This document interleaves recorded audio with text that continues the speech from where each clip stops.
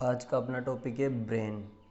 Brain के बारे में अपन पढ़ेंगे। ब्रेन क्या होता है, ये सीएनएस का एक पार्ट होता है। सीएनएस मतलब सेंट्रल नर्वस सिस्टम। इसके दो पार्ट होते हैं, ब्रेन और स्पाइनल कॉर्ड, जिसमें से अपन आज ब्रेन के बारे में देखेंगे।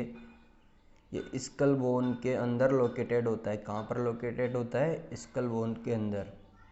और एक कंट्रोल और कोऑर्डिनेशन सेंटर के रूप में वर्क करता है, फंक्शन करता है। कंट्रोल मतलब जैसे कि चलना, बोलना आदि को तो कंट्रोल करता है। और कोऑर्डिनेशन सेंटर मतलब कोऑर्डिनेट करता है, जैसे किसी इन्फॉर्मेशन को रिसीव करता है, जैसे कि गर्म ठंडा आदि के लिए इन्फॉर्मेशन आती है उसको रिसीव करता है। फिर रेस्पॉन्स देता है कि प्रतिक्रिया के लिए रेस्पॉन्स देता है कि हाथ को हटाओ गर्म लगा है, तो ऐसा।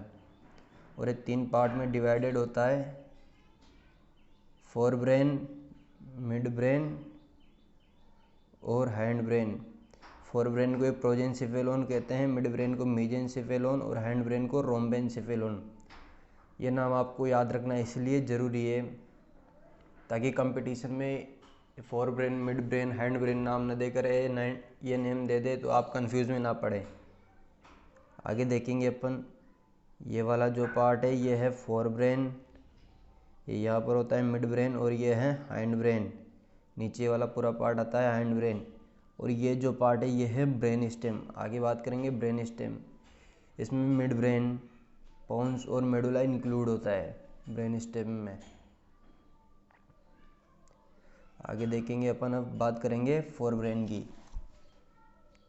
फोर ब्रेन होता है एंटीरियर पार्ट होता है ब्रेन का। इसमें सेरिब्रम की बात करेंगे अपन सबसे पहले। सेरिब्रम जो होता है ये लार्जेस्ट पार्ट होता है ब्रेन का, लगभग 80%। कितना? 80% लार्जेस्ट पार्ट होता है। ये 2 सेरिब्रल हेमिस्फीयर में डिवाइडेड किया जाता है, जिनको कार्पस कैलोसम जोड़े रखता है। और सेरिब्रम की आउटर लेयर होती है सेरिब्रल कॉर्टेक्स, जो कि ग्रे मैटर की बनी होती है। ये देखिए, ये टॉप व्यू होता है ब्रेन का, टॉप व्यू। ये एक हेमिस्फीयर, ये दूसरा हेमिस्फीयर। ये फीजर ग्रूव होती है जिसके द्वारा ये जुड़ा होता है कार्पस कैलोसम के द्वारा। इसके फंक्शन देख लेंगे अपन। फंक्शन क्या क्या है इसके। मेन फंक्शन होता है इंटेलिजेंसी। कोई आदमी कितना इंटेलिजेंट है, जितना उसका ज़्यादा सेरिब्रम डेवलप होगा। रीजनिंग के लिए हेल्पफुल होता है, लर्निंग में हेल्पफुल होता है। ये कंट्रोल करता है स्पीच, विजन की एबिलिटी, विजन को कंट्रोल करता है। एबिलिटी टू रिमेंबर मतलब याद करने की कैपेसिटी बढ़ाता है, मतलब उसकी इंटेलिजेंसी होगी। फ्यूचर के लिए प्लानिंग के लिए रेस्पॉन्स करता है, चीज़ों को सोचने की एबिलिटी देता है, मूवमेंट की एबिलिटी देता है, ये हेल्प करता है मूवमेंट में। अब आता है सेकंड पार्ट, आता है अपना थैलेमस। थैलेमस कहाँ होता है? ब्रेन स्टेम के ऊपर लोकेटेड होता है। ब्रेन स्टेम अपन ने बताया था आपको, मिड ब्रेन, पोन्स और मेडुला मिलकर ब्रेन स्टेम बनाते हैं, क्योंकि स्टेम लाइक स्ट्रक्चर इसलिए इसे स्टेम कहते हैं। कहाँ कहाँ पर? और थैलेमस सेरिब्रल कॉर्टेक्स के और मिड ब्रेन के बीच में सिचुएटेड होता है। इस डायग्राम को देख लेंगे अपन एक बार। ये तो है ऊपर का पार्ट, तो है ये है सेरिब्रम, और ये दिख रहा है ये है मिड ब्रेन। ये ब्रेन स्टेम है, ये पूरा ब्रेन स्टेम है। ये मिड ब्रेन छोटा सा पार्ट होता है, सबसे छोटा है, और ये दिखाई दे रहा है यहाँ पर, ये है थैलेमस। और थैलेमस के नीचे हाइपोथैलेमस होता है, और हाइपोथैलेमस की यहाँ पर एक पिट्यूटरी ग्लैंड भी सिचुएटेड होती है। ये कार्पस कैलोसम में वाइट मैटर एक जोड़े रखता है ब्रेन हेमिस्फीयर को। इसके फंक्शन क्या क्या है?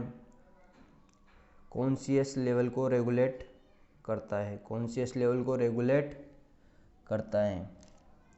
इसलिए मतलब अगर किसी का थैलेमस डैमेज हो जाए तो वो कोमा में भी जा सकता है, याद रखना है, कोमा में भी जा सकता है। और ये ब्रेन ऑर्गन से ब्रेन और लिम्बिक सिस्टम को सेंसरी इन्फॉर्मेशन ट्रांसफर करता है। लिम्बिक सिस्टम क्या होता है? लिम्बिक सिस्टम में 2 ऑर्गन इंक्लूड हैं, एमिग्डाला और हिप्पोकैम्पस। ये सेरिब्रम की इंटरनल स्ट्रक्चर होती है लिम्बिक सिस्टम, जिसको बाद में देखेंगे अपन डिटेल में। इसमें 2 ऑर्गन होते हैं, एमिग्डाला और हिप्पोकैम्पस, देख ही लिया आपने। अब अगला टॉपिक आता है अपना hypothalamus.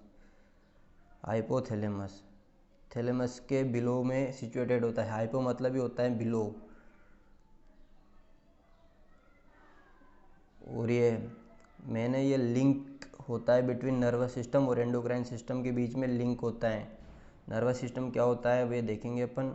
Nervous system fast work करता है और एंडोक्राइन सिस्टम स्लो वर्क करता है। नर्वस सिस्टम में न्यूरॉन इंक्लूड होते हैं। एंडोक्राइन सिस्टम हार्मोन से रिलेटेड होता है। लिंक कैसे होता है? लिंक बिटवीन नर्वस सिस्टम और एंडोक्राइन सिस्टम, क्योंकि ये पिट्यूटरी ग्लैंड को हार्मोन सिक्रेट के लिए इंस्ट्रक्शन भेजता है, फीडबैक देता है उसको कि हार्मोन सिक्रेट कर दूँ। इसके फंक्शन है स्लीप, हंगर और बॉडी टेम्परेचर को मेंटेन करके रखता है। उसके बाद आता है अपना मिड ब्रेन जो कि सेरेब्रल कॉर्टेक्स के तो बिलो में सिचुएटेड होता है और हैंड ब्रेन के अबोव में, हैंड ब्रेन के ऊपर और सेरेब्रल कॉर्टेक्स के नीचे सिचुएटेड होता है ये। इसके फंक्शन देख लेंगे। रिफ्लेक्स मूवमेंट को कंट्रोल करता है, हियरिंग रिफ्लेक्स को कंट्रोल करता है और विजन, टच और हियरिंग के रिसीव सिग्नल को रिसीव करता है ये। थर्ड है अपना हैंड ब्रेन ये पोस्टीरियर टू द ब्रेन होता है। अपन ने देखा उस डायग्राम में, नीचे की तरफ तो जाओ वो हैंड ब्रेन था वो। इसमें भी देखेंगे अपन सेरिबेलम को ही छोटा दिमाग कहते हैं, लिटिल ब्रेन। वो नाना पाटेकर कहता है कि इधर मत मारा कर, छोटा दिमाग होता है, छोटा मगज, वही ये हैंड ब्रेन या सेरिबेलम। ये लीफ लाइक स्ट्रक्चर होता है। ये देखेंगे अपन, इस डायग्राम में दिखा देता हूँ आपको कि क्या है सेरिबेलम। ये जो दिखाई दे रहा है ये है सेरिबेलम। ये लीफ लाइक स्ट्रक्चर है, ध्यान से देखना इसको।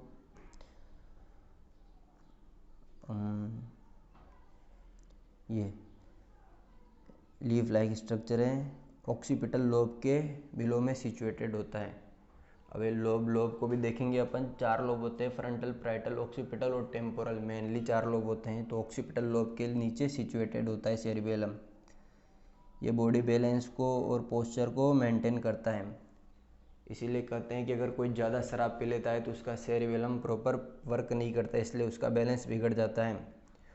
और बॉडी की वॉलेंट्री मूवमेंट को कंट्रोल करता है, कोऑर्डिनेट करता है। वॉलेंट्री मूवमेंट मतलब जो अपनी इच्छा से कंट्रोल होती है उनको कंट्रोल करता है। दूसरा है अपना पोन्स। यह है ब्रिज की तरह फंक्शन करता है। ये एक ब्रिज की तरह मेडुला के ऊपर सिचुएटेड होता है। ब्रीथिंग पैटर्न को मेंटेन करता है, स्लीप को भी रेगुलेट या कंट्रोल करता है ये। अब अगला आता है अपना मेडुला ऑब्लोंगाटा। ये पोन्स से एक्सटेंड होता है और स्पाइनल कॉर्ड तक जाता है। मतलब पोन्स टू स्पाइनल कॉर्ड के बीच में जो होता है वो है मेडुला ऑब्लोंगेटा।